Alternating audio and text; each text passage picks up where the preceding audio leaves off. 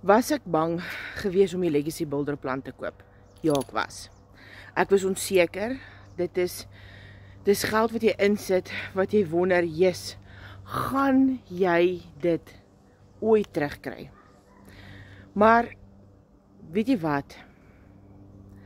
Ek het baie lank gebid en ek het daai kans gevat. Ek het daai kans gevat want ek wil finansiële vryheid bied. Nie net vir myself nie, maar vir my hele gesin, vir my kinders wil ek dit gedoen het.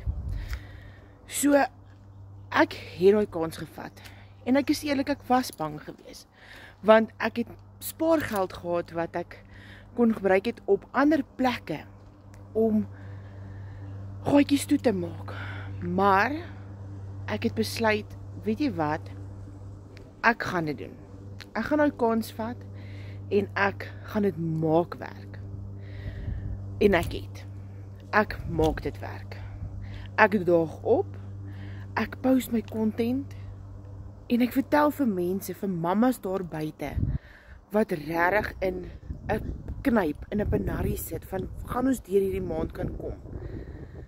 Wil ek aanmoedig en sê, weet jy wat, nee, maak 'n keuse.